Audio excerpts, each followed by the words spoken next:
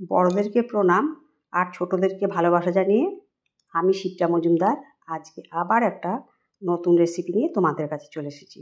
আশা করি রেসিপিটা তোমাদের ভীষণ ভালো লাগবে।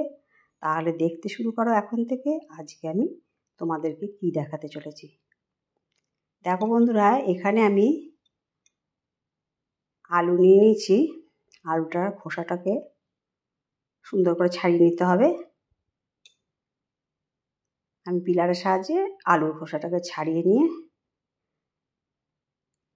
কুচি কুচি করে কেটে নেব। আজকে একটা নিরামিষ রেসিপি তোমাদের কাছে শেয়ার করব, যেটা ভাত, রুটি, পরোটা সমস্ত কিছুর সাথে ভীষণ ভালো লাগবে খেতে। আলুটাকে দেখো এরকম করে প্রথমে গোল গোল করে কেটে নিচ্ছি, তারপরে ঝিরিঝিরি করে কেটে নেব। এইভাবে ঝিরিঝিরি করে কেটে নিতে হবে।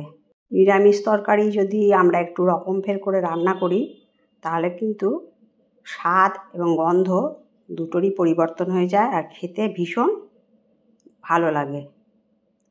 দেখো আলুটা আমাদের কাটা হয়ে গেল। এখানে আমি মোট দুটো মাঝারি সাইজের আলু কেটে নিয়েছি।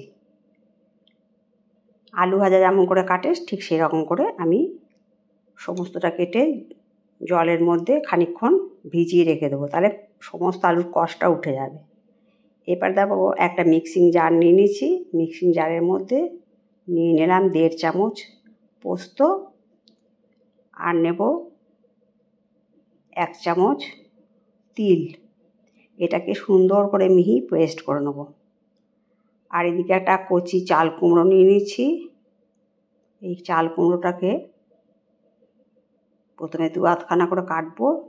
দেখো 2 আধখানা করে কাটা হয়ে গেছে।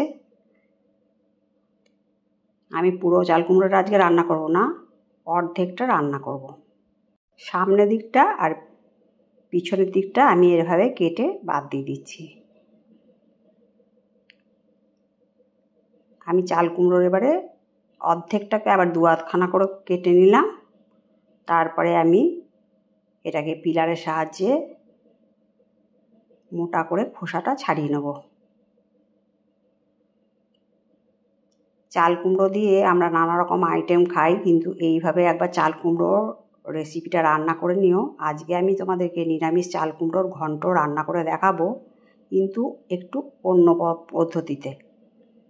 তাই চাল কুমড়োটাকে দেখো খোসা ছাড়িয়ে নিয়েছি। এবারে আড়ে আড়ে সরু সরু করে কেটে নিচ্ছি।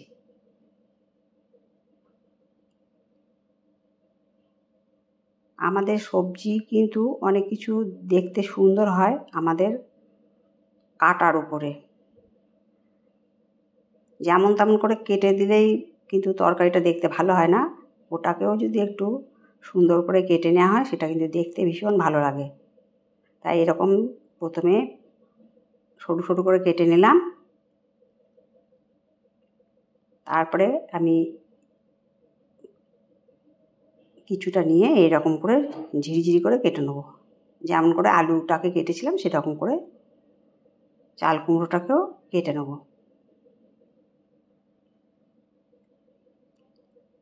দেখো ঠিক এইভাবে আমি চাল কুমড়োটা কেটে নিচ্ছি।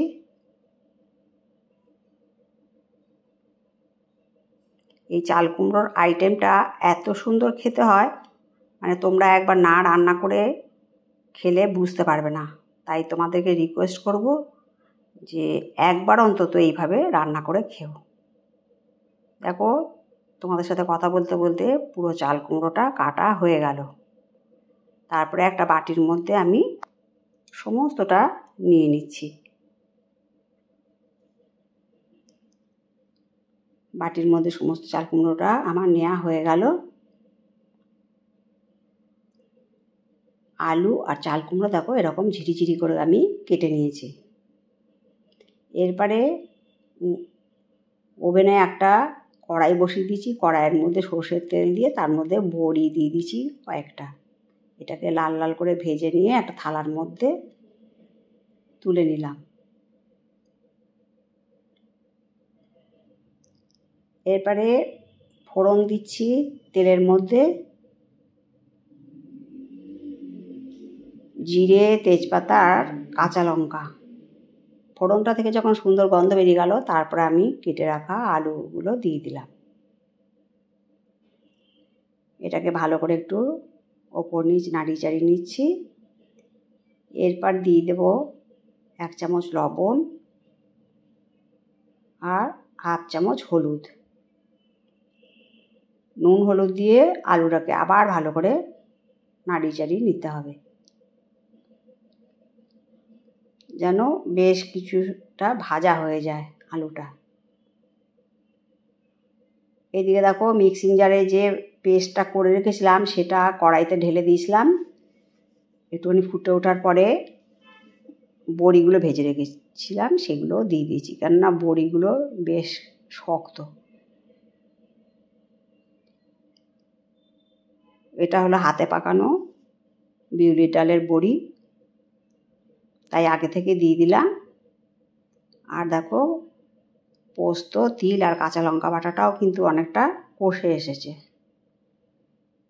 আমি অফ স্ক্রিনে সর্ষে আর তিল বাটাটা দিয়ে দিয়েছিলাম, তোমাদেরকে দেখানোটা হয়নি।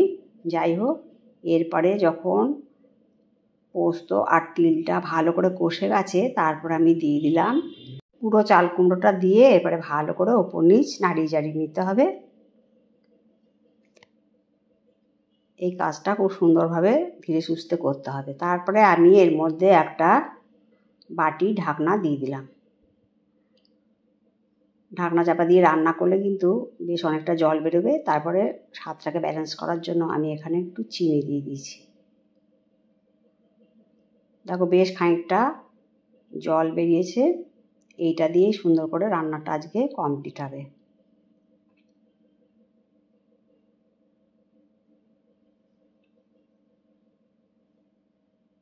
দেখো অনেকটা জল বেরিয়ে গেছে। রান্নাটা প্রায় অনেকটা কমপ্লিট হয়ে গেছিলো। তার মধ্যে আমি দিয়ে দিয়েছিলাম কয়েকটা কিশমিশ। কিশমিশ দিয়ে ভালো করে নাড়িয়ে চাড়িয়ে সুন্দর করে নিতে হবে। এই সর্ষে, তিল, কিশমিশ এই জন্য এই চাল কুমড়োর স্বাদটা কিন্তু ভীষণ বেড়ে যায়। আর রুটি, ভাত, পরোটা সমস্ত কিছুর সাথে খেতে কিন্তু ভীষণ ভালো লাগে। তাই বন্ধুরা, আজকে আমার রেসিপিটা তোমাদের কেমন লাগলো, নিরামিষ চাল কুমড়োর ঘন্ট, তোমাদের সুন্দর সুন্দর কমেন্টসের মাধ্যমে জানিও। আশা করি তোমাদের ভালো লাগবে। দেখো কত সুন্দর দেখতে লাগছে।